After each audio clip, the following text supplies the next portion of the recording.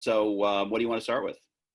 So are we live? We are. I mean, anyone who has the link can watch it, but and it's being recorded, so we can share it later. Awesome. So I think we should just start talking about so first off, I don't know if you're having this experience, but I feel like a lot of people in New York are constantly telling me anybody any age can get really sick. And then there are people in New Jersey that are angry that they're not going to restaurants and feel like this is absolutely no big deal. And anyone under 60 is fine. And I feel like it would be great to sort of address this from a Star Trek point of view, because from a Star Trek point of view, that would not be cool. No, I mean, I was looking at the quote from Wrath of Khan popped into my head: "The needs of the many outweighing the needs of the few," and I kind of feel like that's pretty accurate in these times. I agree, and I think that that's consistent within Star Trek, within Starfleet, let's say. Starfleet, yes, within Starfleet. Fair enough. Fair enough. I mean, if we were Romulan, we might just go about and murder anybody who couldn't survive it and just get on with our lives. But we don't even know that. We don't even know who could or couldn't survive it. Oh, interesting. Like who would be more susceptible to the coronavirus? You're aware of that. It's weird. I feel like I'm watching different news than people that I love in New Jersey who are telling me that, it's no big deal. And it's just like a flu or cold. Are they younger? Are they mostly younger, the people who are saying it's no big deal? All different ages. I mean, I've definitely had, someone said to me like, "Hey, you want to get together today?" And I'm like, we're not really supposed to do that. Yeah, a good friend of mine no. who's actually a New Yorker. I wish I had a yoga mat. That's like one thing I never thought I would need, because I go to yoga maybe once or twice a week. And I miss it. But I had a friend be like, "Hey, why don't you just chop on the subway? I have an extra one." Like, we're not supposed to do that. Yeah, and that's a friend who's over 60. Like, for what? For what risk? Yeah. Right. That's the thing, is what are you risking? Like, what's really worth? There was even that conversation, going to shows or open mics, like, is it really worth risking it, even before we were on full hunker down mode like this? I actually called out of my last show. You know what, Six? My last performance before this happened, I killed with my coronavirus material. Ooh, that's great. Yeah, but I don't know that material is even going to make any sense once we are done with this. It was just a one-time joke. It depends. Someone said to me that they think once we come out of it, I guess it depends on when we come out of it and what happens. But like, let's say best case scenario, like 4 weeks from now, we're back in the clubs and doing stuff. It's still going to be top of mind. Yeah. So it really just depends on what happens. And God, for God's sake, there's so much going on. It happens really quickly. As near as I can tell, the mayor and the governor are fighting over whether or not New York should be shut down. Can I ask who you like better? Oh, who I like better? I like Cuomo better. I had not been paying that much attention to de Blasio. Like, did you know he was as much of a nitwit as he is? Like, I just didn't realize. Well, I'm a big animal rights activist, and I was really happy that he had all those. About 2 years ago, he put up all these posters of wild animals that live in New York City, like raccoons and stuff. And that's fabulous. And he implemented Meatless Mondays, which made all my people really happy. But his behavior in this has just been like... The thing that stunned me with de Blasio was he just seems unable to make a decision. That was what surprised me. Like the whole thing with closing the schools, it was like clearly the schools needed to be closed. Obviously, you have to find a way for the poor kids to be able to get their meals, and those are real concerns. I'm not diminishing that, but there was enormous outcry, and clearly the thing that made the most sense was to close the schools, and he couldn't do it. And I honestly felt less like he thought it was right to keep them open, and more like he couldn't make up his mind. That was what really amazed me. That's what I saw when I looked at him. I mean, people call him a pothead. Like, it's like you could just picture him like in quarantine, smoking weed, eating cheese, being like, I don't know, man. So cheese? What Star Trek character do you most relate to? That's interesting. When I wish I could say Spock, because I kind of worship Spock. I've always loved Spock, but I think I'm more like McCoy because I can get very cranky. And I'm definitely, I definitely really relate to the way McCoy is always the guy who comes out and says, no, that's not okay. This is not right. It's not even so much negative, but I feel like he's the ultimate realist. And I can really relate to that. I really appreciate that. He holds it together, though. I feel like Spock really, he likes to challenge Spock consistently. Yes. No, the whole interplay between the two of them is some of the best stuff on the series. I mean, their relationship. I mean, it's one of the things that makes all of the series so great is the relationships between the characters, and certainly his relationship with Spock is top notch. I mean, there's just nothing. It's nothing but interesting, and they're just McCoy is very emotional. Spock holds that stuff deep, really deep inside, and that's what I always envied, because I think that would have to be an amazing thing to be able to be that dispassionate about things, and to be able to look at everything with pure logic. Wouldn't it be great to look at this with pure logic? Oh yeah, absolutely. I can't do that. Yeah, I'm not a very logical person. I mean, I definitely have some logic and I use it, but I'm not what you would call a logical person. What do you think McCoy would do in this situation? Oh, McCoy would be testing people. McCoy would have the lab working nonstop. He'd be working poor Nurse Chapel to the bone. I mean, he'd be out there. He'd be looking for a cure. I mean, the whatever they're calling him, not McCoy Prime is the main McCoy, but whoever, Carl Urban McCoy from the movies, like in the second one where they cure Kirk, and he's sitting there and he tries it out on a tribble, and he's just there's definitely built into the character this idea that this ongoing research, that nothing is ever done until everybody's dead, that he's going to keep on going and keep on trying, which is obviously something also that I really admire. He probably wouldn't sleep either. No, he'd be pounding the coffee and hitting himself up with stimulants. That was something that didn't occur to me when I was younger and I used to watch Star Trek. And then when I was older, I was like, they're doing stimulant shots. That's kind of weird.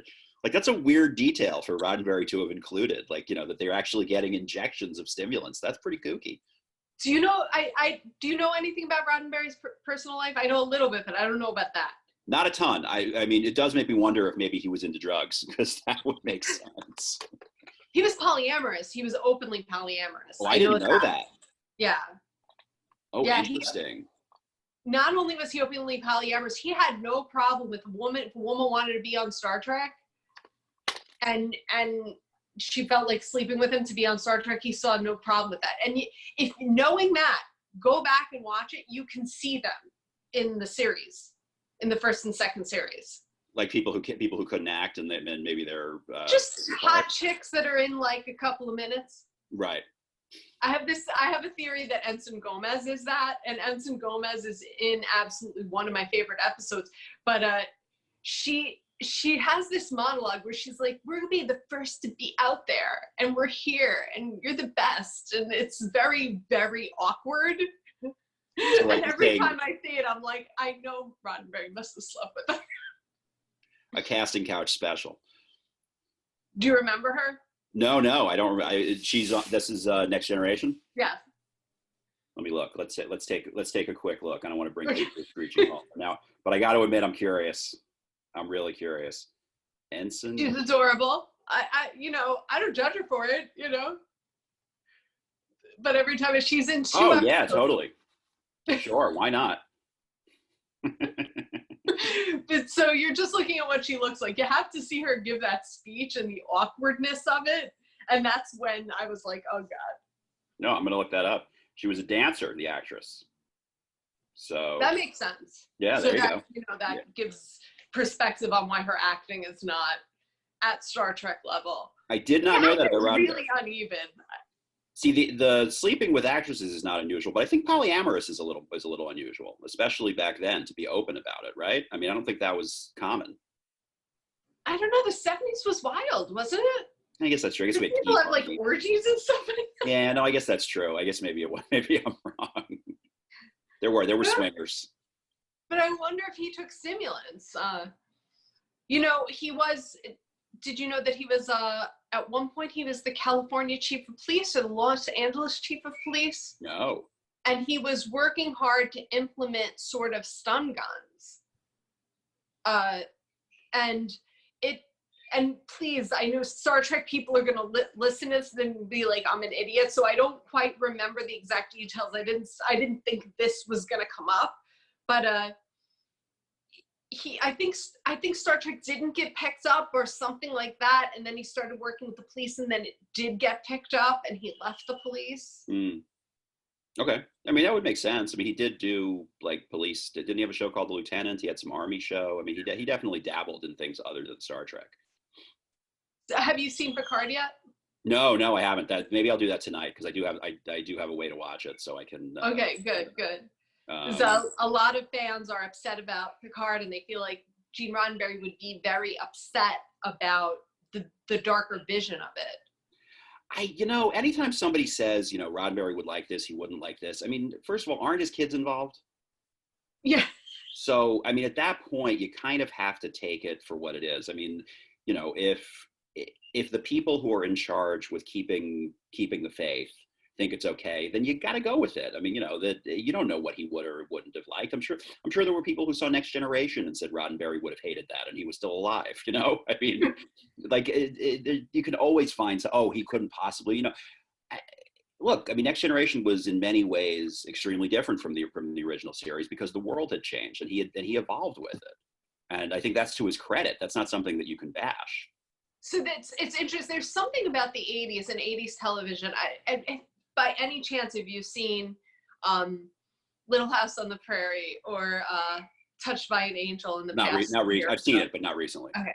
So these two shows are really based on people butting into other people's business and trying to fix their lives. Right. So there was this sort of thought in the 80s that we could fix other people, which we don't think now. That's interesting. Like if you have a friend who has a drug addiction or something like that, you might offer your friend help, but you're not going to force them to do something they don't want to do, if that makes sense. We just don't sort of think that way. We're not as communal as we used to be. That's it. So we're a little more individualist, is that? Yeah, I think so. That's it. Particularly with the rise of social media, if anything, you'd think would be more communal. But I guess maybe that hasn't really worked out that way. I don't know. What do you think? I don't know. I hadn't thought about it. I think that's an interesting idea. So we were more sort of in each other's business in the 80s than we are now. At least Michael Landon was. And there is an aspect of the Next Generation that's very inclusive. But Jean-Luc Picard was written to sort of be better than we are as people. Right. To be evolved. And he doesn't really involve himself in other people's business. He keeps on track and thought of what is best for everyone. But that Enterprise is a much more communal operation. I mean, you can just see it just from the bridge setup. It's, he's got his advisors sitting right there. I mean, Kirk would never have had that. I mean, he would ask Spock and he would ask McCoy what they thought. But ultimately, he wasn't sitting there with them literally sitting next to him, to give him advice. There was no position of advisor. That's not Kirk. Well, Kirk seems always ready to jump before he has all the information. Like he feels like he's got what he knows. That's enough information. He's gonna go and jump and do what he needs to do. Whereas Picard, I feel like he needs to sit back, get all his information before making any choices. So I think we'd rather have Picard in charge of the coronavirus than Kirk, it sounds like. I mean, I would. Well, I mean, because you did a great video sort of going through all the captains, and I feel like, because Kirk would jump on it, but I also feel like Kirk would involve McCoy. Like Kirk would know what his limitations were. Like he would know that this was a medical problem that he could not solve. As far as keeping people working and letting them off, if they're getting sick, keeping the beds operating and being able. I think the ship would keep operating. People would start dropping because everyone would start getting sick. I mean, imagine having coronavirus in a starship. Right. That would they'd be like a ship, like one of our cruise ships where everybody is together and they get sick very quickly. God, can you imagine? I mean, even if it was a Star Trek cruise, I'd be miserable. And as I said it in the video, I feel like if this happened, Janeway would infect herself immediately so that everybody could test on her. Now, would that be kind of, she would do that, because I haven't watched that much Voyager. Like, you think she would do that as a way, as a heroic thing, like as a heroic measure? Yeah, so that way they can test things on her. Okay. Now I'll be your guinea pig. You can test everything on me. But she That would, would be, so on one side it's that, and then the other side, if she happened to contract it, not on purpose, it's really hard to get her not to work. You know, if Dr. Crusher tells Picard he can't work, he listens to her. Janeway doesn't listen to the doctor. She's like, and programmed. She's like, she just shuts him off. well, and that's not a real doctor. I mean, it's a real doctor, but it's not there's no physical form. You know, he's got his personal hollow emitter. Right. And he has some sense of consciousness as the show evolves, as he evolves. Right. So, you know, she tries it, but she's very like, sort of go into the face of danger, even though she's the captain, she's not supposed to. Right. They all do this, right? That's very true to going all the way back to the original, though, because I mean, it was amazing how the away team was always Kirk, Spock, McCoy. It was always all the frontline people. And granted, it's the stars of the show, so it makes sense. But it's also, and then one red shirt, so that one red shirt, so somebody's got to die. But you would think that at some point they would say, you know, maybe the captain could stay on board. Maybe the ship's doctor could stay on board. You know, that might be better. But Picard stays on board quite often. Well, I assume at some point they realized it was crazy. I mean, you can't have, you know, I mean, you can't have your captain going down to the planet every time. You don't know what the hell's down there. There could be coronavirus. Yeah. Who do you think would be a better doctor in this, Pulaski or Crusher? Oh, interesting. I did always like Crusher. I was always fond of Crusher. What do you think? Were? Men like her. Well, okay. Right. That's not the only reason, but fair. You know, she's crushworthy. She's definitely crushworthy. Yeah. But she's a good doctor. She's not I love Pulaski, and I hated her when I was younger. Oh, really? Why is that? Yeah.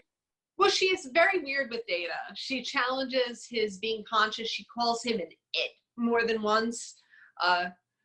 Two of my probably one of my favorite, if not my favorite story arc, is the whole Professor Moriarty combination. And that is propelled by her challenging the fact that Data as an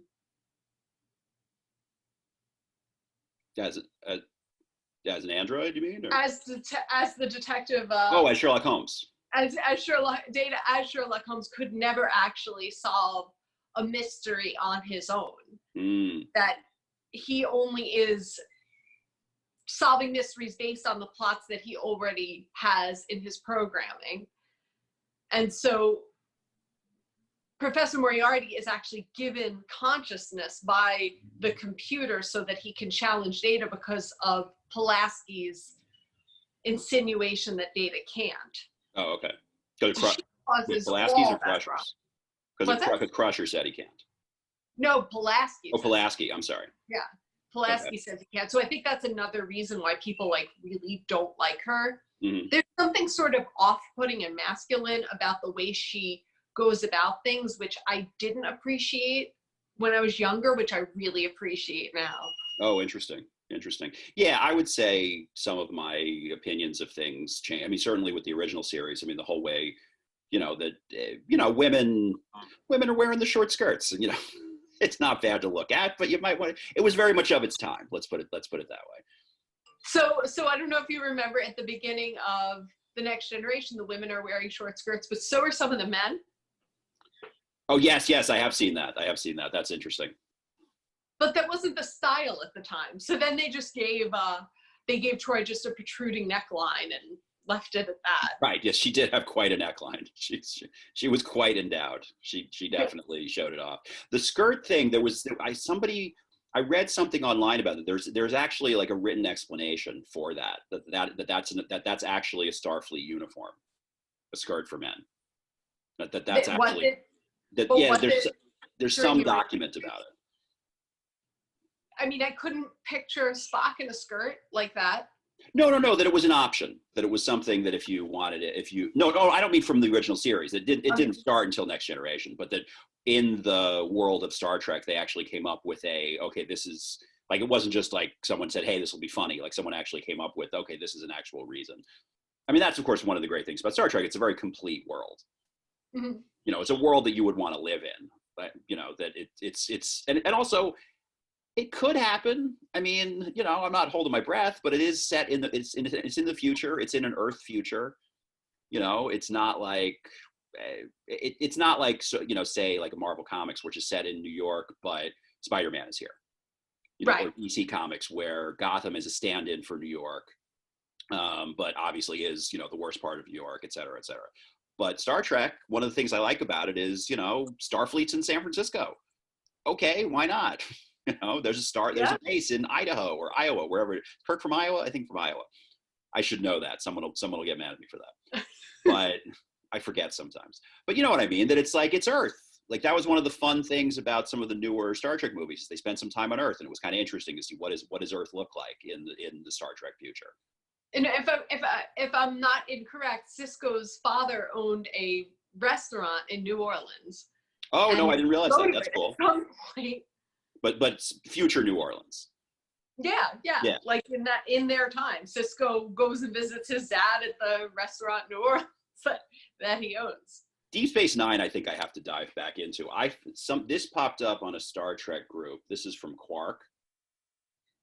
Quark says, "Let me tell you something about humans, nephew. They're a wonderful, friendly people as long as their bellies are full and their holosuites are working. But take away their creature comforts, deprive them of food, sleep, sonic showers, put their lives in jeopardy over an extended period of time, and those same friendly, intelligent, wonderful people will become as nasty and violent as the most bloodthirsty Klingon. You don't believe me? Look at those faces, look at those eyes." I don't know if I agree with that, but I sort of, from a storytelling standpoint, I think it's interesting. It's interesting in this time now. Last night I was thinking about the fact that I've had some ups and downs in life. I've had some things that didn't go too well, and I never appreciated that in the way that I do now, because I don't really mind. Don't get me wrong, I miss everything. Right. But as long as I'm healthy and the people I love are healthy, you know what I'm saying? Like, no, totally. Like, so I'm a little uncomfortable for a little while. It's not that big a deal. As long as everyone I love is healthy, I'm praying for those who really believe it. I mean, this is a Star Trek show, so it's a little bit on the atheist side. I'm sort of agnostic, but just putting that energy out there that everybody will get through this and be safe. But, you know, I used to be I'm a junk food vegan, and I'm a really spoiled junk food vegan. And I drink a lot of wine. I haven't had any wine. I haven't had any dessert. I haven't had any deep fried seitan or anything like that in a week. And I don't care at all. I don't, whatever. You're not missing it. No, not really. You know, I'd like it, but I'd rather stay in and do my part, you know? Yeah, no, I totally agree with that. I actually think, as much as, like we talked about, there are some people who are saying, you know, oh, I want to go out. I'm mad the restaurants are closed.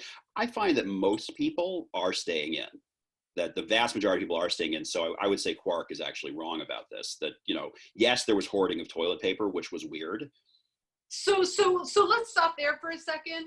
You may or may not know vegans go number 2 way more than normal people. Oh, I did not know that. We're like birds, you know? We have like, it's like constant. But I think if I had to take a shower after every single time during this, and that's the worst thing that happens, so what? It's true. It's not like you're out and about. It's not, and you have to go. Yeah. Like, you're home, you got to take a shower. Why toilet paper? Why are Americans so consumed with toilet paper? Someone said to me, I've been doing a daily radio show, which you will be on sometime next week, and Felicia Madison was on with me today, and she said that it had to do with China. The toilet paper is not made in China, and so in China they were hoarding it, and somehow that transferred the idea that they were hoarding it. Then suddenly we were hoarding it, and honestly, that makes about as much sense as anything that I've heard. Like, I think that's a perfectly legitimate explanation. So a lot of people in Italy have bidets. Is that correct? Oh, I think, yeah, generally in Europe. Every time I've ever been to Europe in a hotel, there's always a bidet. So then they're fine. Yeah, exactly. As long as you got a bidet, you're okay. I mean, look, you would not want to, it would not be good to run out of toilet paper, but there's a point where you're like, okay, how much toilet paper could you possibly need? And it does get a little crazy. I definitely have more than I normally have in my apartment, but you know, in a way, my concern with toilet paper is more, I have allergies. I need to touch my nose. In fact, this is horrible, but I'm touching my nose when I'm sleeping constantly. I know you said that. How are you sure? Like, you're positive that you're doing that? I wake up and I'm like, oh no, I'm scratching my nose. See, I would think that if you wash your hands before you went to bed, then you're okay. You know, I hope. I mean, I would think. I mean, I don't know. Like, I feel like Star Trek would be good. I feel like Star Trek was always very clean. Yeah, there would be some kind of scanner that would just wipe everything. Right, they'd have like an ultraviolet thing that would just zap it, and it would be fine. And then we'd have those special sinks that we just rub our hands over, and it opens in a drawer, and we stick our hands in. Right, it would be so much nicer. Oh my hands are like, the tops are starting to get red. I mean, it's because of the hot water. I'm trying not to overdo it, but at the same time, I got to do it. So you got to wash your hands. It's something you can do. I'm very lucky. A friend of mine gave me this very special cream from Europe that's helping me. I have eczema, so my hands, they're like, I had very young hands for this. So yeah, but eczema, yeah, that's hard. But it's not like I said. It's not that big a deal. No. As these things go, I mean, I realized today that it's not, I mean, I'm not going to say it's perfect, and obviously it would be nice to go outside. That was nice. I miss that. But I do have something of a schedule every day. And I feel like that's important. Like, I get up, I shower, I'm doing a little writing, I'm doing a radio show, I'm going to do this, I'm going to do something else. Like, I just, that's how I'm going to stay, you know, relatively normal, and not just sit around and, you know, watch Netflix and eat, because that's not ideal. At some point I got to start exercising. I need to find, we just moved. There's a lot of boxes around. I got to clear out a space so I can find some place. I'm not a big exercise guy, but I know I have to force myself to do it, because it just, you know, this is not going to go away. You're normally walking around in New York City doing things. Exactly. No, I normally hit 3,000 steps on my Fitbit. You know, I'm at 1,300 today, you know, and that's just walking around the apartment, and that's not going to do it. No, I routinely, I take long walks because I'm going from place to place. I've been doing exercise videos, dance videos. That's a great idea. Is that something you did before? That's something you did before? No, I'm a 4-day-a-weeker exerciser, 2 days of yoga, 1 regular, 1 Bikram, and then 2 days this massive workout I do. I run a little bit, I do a sculpting, and then I swim for 30 to 40 minutes, and then I sit in a sauna. Ooh. I miss it. But again, whatever. No. I mean, what are you going to do? But that's a good workout. I mean, that's a good workout routine. And I love it. I love swimming, because swimming, it not only you're like exercising and sort of being relaxed at the same time, because the water sort of massages your body as you move. That sounds nice. You're isolated. No one can contact you. Oh, that's true. You can't, no phones in the water. No phones, yeah. Are you checking your phone too much? Because I definitely am. I'm actually taking mental health breaks from everything. And I think this is like a good thing that I have, because of my anxiety, people are checking on me. It's going to get worse. It's going to get significantly worse. I don't need to know every little update as that happens. I'm already aware of it.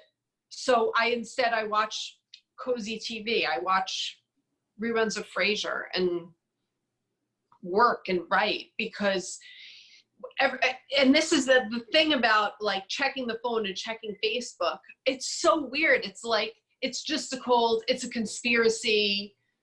It's a biological weapon. We're all going to die. They're just locking us in for nothing. Like, it's extremes on either side. And so 1 minute you're like, oh, everything's fine. Oh my God, everything's fine. Oh my God. That's not good for the nervous system. No, it's not good at all. I would probably take our phones away from us and be like, enough of this. You get this back after the pandemic. Well, that's something that's interesting. I read somewhere they were saying, you know, one thing they don't have on Star Trek is like they have, because because I think the iPad is essentially based on the pad from the Next Generation, the PADD. Is that right? Is that what that's called? And that's really the closest thing to an iPad. But what it didn't have was like stupid games. You know, it didn't have Candy Crush. It didn't have Facebook. You know, there's no social networking. They're not. Have you ever played Candy Crush? I have not. My wife was way into it. Okay, they are. I play something called Fishdom, which is a version of Candy Crush, but there's fish involved. It's really addictive. Yeah. Really, really addictive. When I think of the episode, the game where Riker goes to Risa and he sleeps with this woman, I mean, I'm assuming that's what happened, but he comes back with a game and everybody gets addicted to it. And right. I think that's Candy Crush. Right. But it's like, it's limited to that. Like, it isn't like that wasn't part of life. Like, that's sort of, you know, I'm always interested in what does sci-fi get right and what is it, you know, what does it not predict? Like, one thing that it didn't get right was flat screens. Like, right. If you look at cartoons or Star Trek, like, they would have screens, and, you know, on the Star Trek original series, this is 1966, all literature is boiled down to the computer. Right. So, like, when Uhura loses her language and is only speaking Swahili, they have the little screen on an arm, but it's a big fat screen. Like, it's not a flat screen. And it's just it's the way screens were then. It had the bubble. Exactly. So nobody thought, oh, one day they will be. Even on Futurama, which is much more recent, the screens were big. You know, they were fat, and then eventually they flattened out because that's what we ended up with. And, you know, but Futurama is loosely it has like a basis on the original series. Like, Zach Brannigan's really. Oh, he's if Shatner were a real captain, I think is how they described it, right? I believe that's how Billy West said. He said, you know, what if Shatner had a real starship? You know? If I'm not wearing pants, you know, I mean, it's amazing. And obviously, it's very steeped. The whole show is very steeped in Star Trek, and one of the best episodes is the one where all the Star Trek became a religion, and they sent all the videotapes off into the stratospheres, and no one could get to them. It's a whole thing. But one thing, like, I'm just thinking, like, what sort of news is there on Star Trek? Like, I don't know that there's like a news outlet. You know, like, they get subspace broadcasts, but there's not like a news broadcast. They find out things, but they don't find out things the way we find out things in this constant stream of stuff. It's not healthy, I don't think. Oh, it's not healthy at all. I feel a lot better taking breaks from it, and absolutely. That's so interesting. Yeah, I can't think of anything that in the 80s there was news, and in the 70s there was news, and 90s there was news. Right. I mean, we had there was news, but it wasn't the way it is now. But also, and yeah, it just didn't make its way onto. Now, they're military, so I don't know that the military, like, there are military specific broadcasts. But that's one of the things that I always find interesting about Starfleet is they're not going out and fighting for the sake of fighting, and they're not waging war unless they have to. But it is military. Like, that is the military. Everything has become Starfleet, right? I think that's a fair statement. Well, that's part of it. I mean, their mission is to boldly go where no one's gone before, but they only fight if they have to. Right. But it's a military structure. Like, you know, it's not an aggressive military, but it's still so, you know, and at least on, I mean, I guess entertainment, the primary source of entertainment on Next Generation would be the holodeck, right? Isn't that what people did to get away? They also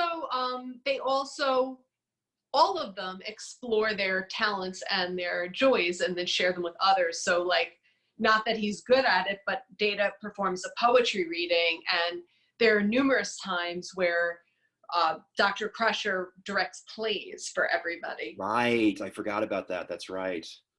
So it's almost like if you've ever been on a cruise ship and there's a talent show. Right. But that would be, you know, but it's also, it's deeper because it's like staff, and this is what they do to relieve their stress. Yeah. Riker plays saxophone and performs. Right. That's another big difference is, you know, I imagine that this was, I like to imagine that Roddenberry did this on purpose, or at least, you know, thought about it, is on the original series, something that I didn't notice when I was a kid, but I of course noticed later, is that Kirk really sucked all the air out of the room, or Shatner rather. So, like, there was never a Sulu-centric episode because he wouldn't allow Like, from what according to George Takei, I've heard him in interviews, Right. that like there were close-ups that were nixed because Shatner said nobody's getting a close-up except me. Really? So there were whole scripts that maybe were written because they clearly were interested in Sulu. Hmm. Like one of the things that I like to joke about, but it's true, is that they clearly knew George was gay because his mirror image in Mirror Sulu is a crazy womanizer. So like someone had it in their head, like, oh yeah, this is not a guy who really likes women, so his mirror image has to really like women. But George Takei says that Sulu was not gay and was really, really angry with the reboot that the character was gay. They're like, he was like, I'm gay. The character is not gay. Did you understand that? I didn't really get that. I don't know. Totally get. I mean, I guess maybe he's saying the idea that a gay man can't play a straight character. If it's from that perspective, then I guess I understand. And he was angry at that, you think? I guess. I mean, maybe, or I guess, why does he have to be gay just because I'm gay? And if you look at it that way, I guess I can understand it. That kind of makes sense. But I thought it was like, let's have a gay character. Why not? Let's have one of the main characters be gay. Well, of course, on when they had their first gay kiss, but it wasn't like a kiss. So is that? But some people say that the first gay kiss on screen or close to it is when Riker kisses this androgynous character. Of course, Riker would kiss a stone if it felt like being kissed. So, I was gonna say he's not that discerning, right? I mean, no. I think Kirk said to him, "Dude, you got to calm down. You got to stop kissing people, man. You got to cut it out."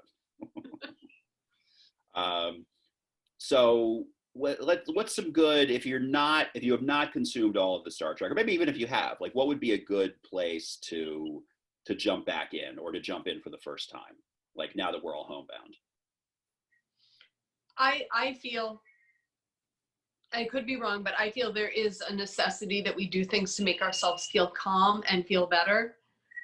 And I'm a huge Next Generation fan. That's my favorite show. I don't hide it.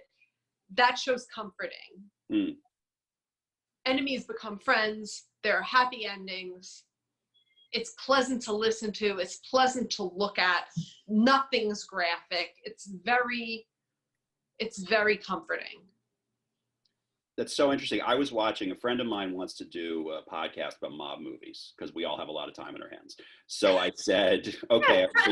So he said, go watch Goodfellas. I was like, okay, fine. I've seen Goodfellas. Let me watch it again. So I'm watching it. I love Goodfellas. I think Goodfellas is a terrific movie. But I did find the violence more jarring now than I think I did before. And I hadn't thought about why, but I think it's what you just said, is that maybe, you want something. There's a show now, this keeps coming up. There's a show called Hunters that's on Amazon Prime now. And it's kind of graphic. It's about Nazi hunters, and it's intense. And I'm just not really looking for that right now. Like I'm sure it's really good, but it isn't for me right now. So this may be my sensitivity, but I've always been somebody who doesn't like anything graphic. I was a theater major, and I love Shakespeare. And Shakespeare, the thought isn't that you show it, you suggest it, and you let the mind imagine it. You don't. Even King Lear gets his eyes gouged out. You don't show it. There's no need to show it. Right. Yes, exactly. So I've always been of that thought.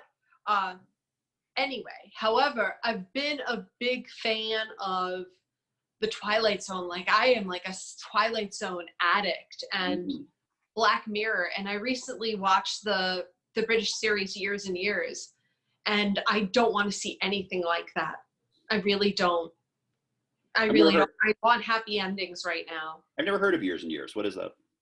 It is a more realistic, I don't suggest it to anybody right now. You don't need to watch it now. Wait till this is over. It's a short series, about 6 episodes. They're all about an hour long. It's in the not so distant future, very apocalyptic, very realistic, and okay. British. Okay. Well, that's something that to keep coming back to Star Trek, because we should be, is it's utopian science fiction, right? Like, that's something that's like you hear a lot about dystopian sci-fi, and just dystopian fiction in general. But it's a utopian view of the world. Like, there are obviously still races that we're fighting with. You've got the Klingons, or until you get to Next Generation, then we're not fighting with them anymore. But you know, it's, Romulan but that that, we by have. the way, is a perfect example, is that, you know, we make up with the Klingons. Think of, you know, I'm sure no one would have thought of that in 1967. No, we understand they're different, but they're cool. They have their thing, we have our thing, and it's good to, you know, you might not want to eat live worms, but more power to them. Right, if that's what they're into. Klingon opera school. They might be a little violent in the bedroom, but you know, it's what people are into. That's what some Yeah, people like that. if he bites you, he likes you. So Yeah, exactly. No, and look, Worf is an all-time great character. I mean, Michael Dorn is just that. Someone told me they had dinner with him, and that's his voice. Like that is some voice. Like that is like, he's like, man, could you pass the salt? You know, and it's, you know, like, I always loved, there was he passed away, but there was a guy, Ralph Howard, who did the news on 1010 Wins. You probably heard him if you ever listened to 1010 Wins. He used to do entertainment reports, and I used to be a publicist, so I would bring people to him, and he had that sort of great sort of news anchor voice all the time. Mm-hmm. You know, and it's like Phil Hartman's character on News Radio. Did you ever watch News Radio? Yes. Yeah, where he's always a little bit like this. You know, there's just a little element of that, because that's how he talks all the time. And apparently Michael Dorn, he's not talking like Worf, but he does still have that deep, amazing, you know, projective voice all the time, which is just incredible to me. This is going to sound terrible because obviously Riker and Troy end up, but I really liked Troy better with Worf. I thought they were better suited to each other. If Troy goes off and has this complicated relationship with Dax, and Troy makes things work with Riker, and I love Riker, don't get me wrong, but I just think her personality and Worf's personality are very suited to each other. Well, it's inherently more interesting. I mean, just from a writing standpoint, right? I mean, just, you know, what amazing different personalities, but where are the ways that those different personalities can mesh? You know, I mean, just, you know, that's the best. He's so cool because he's the first major Klingon character, the only major Klingon character, but he's very not that Klingon. Other Klingons make fun of him for not being very Klingon. He doesn't have a good sense of humor about himself. He's uptight. Well, he would have to be different from your average Klingon just to be able to be on the Enterprise, right? I mean, just from the basic, you know. He's more uptight than most people. The character is uptight. Oh yeah, absolutely. There was a funny one. What was I don't remember what that episode, but like, he's constipated and Guinan gives him prune juice. Like, warriors drink, you know. It's like, dude, it's prune juice. We're trying to make you go poopy. I mean, come on.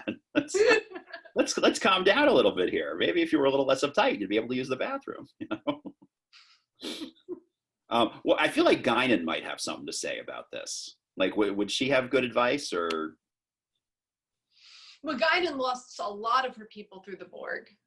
She is she's the most mysterious major character in that her answers never come to being like Odo's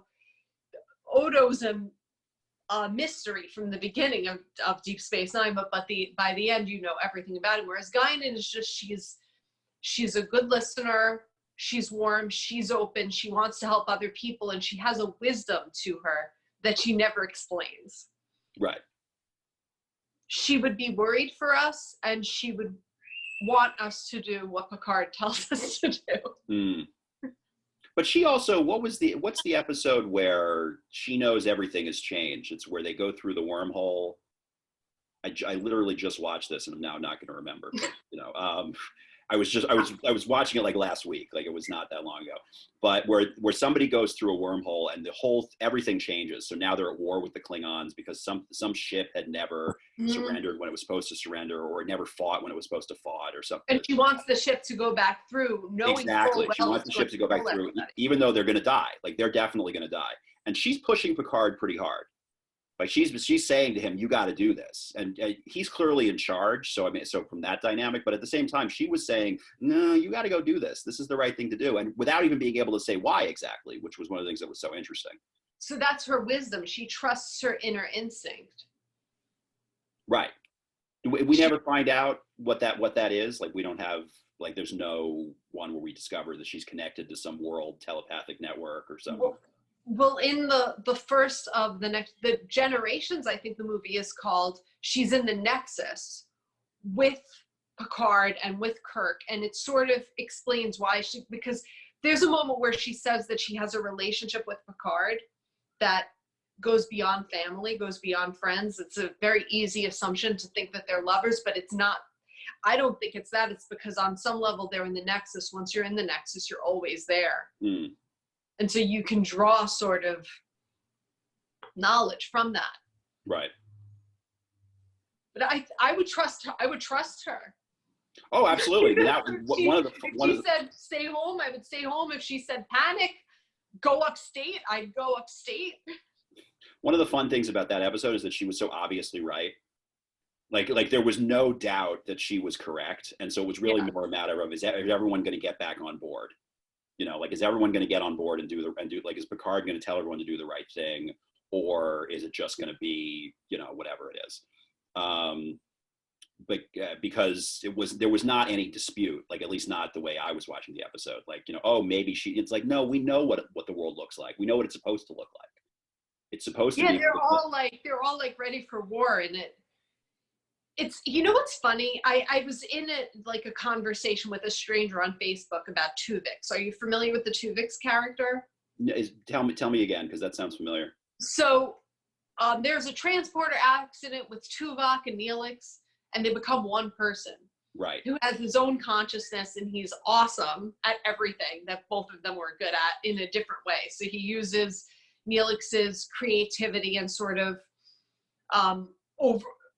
Neelix is almost like the Michael Landon character, like let me run out and fix everything, and he uses Tuvok's logic and patience, and he wants to live, but Janeway ends up separating him, and when she does, it's probably the most upsetting moment in any Star Trek episode, movie, anything I've ever seen. But when Picard sends that ship back through the wormhole, well, because we know what it's supposed to look like, right? Yeah. It's supposed to be, whatever. It's just. Even Denise Crosby, she knew, didn't know where, she didn't know why, and you're like, Denise Crosby back. Yeah, she's going through again. But as from what I understand, she didn't really like being on Star Trek. She left it fine. Well, and then she got to. I mean, I will always love her for Trekkies. I mean, Trekkies. Yeah. Oh yeah, Trekkies she's hilarious in Trekkies. I mean, it's just one of the best movies ever. I don't care if you like Star Trek or not. It's just an amazing movie. That woman that lives near Brent Spiner so she can look in his balcony. Did he see that and not get disturbed? It's so. I mean, you get the sense that they kind of deal with it, and they feel like that they have to, and they sort of know where the boundaries are, but at the same time, there's that amazing thing where they're looking at some of the fan drawings where it's like, Data making love with Spock and all this, and Brent Spiner is just laughing hysterically looking at these things. I think that's what you got to do, I think I would say they're mostly harmless, the Star Trek fans. At least that's the way I've always felt. When I see Trekkies, I don't get a sense of anyone's dangerous. No one's going to do anything really. They've gone too far, They think they're really in Starfleet, but by thinking they're really in Starfleet, they're distributing food to the homeless. Right, there are people who get together for Star Trek and live out those ideals, and that's not a bad thing. It's just they have to do it in uniform, so that's where you're not really sure what we're doing.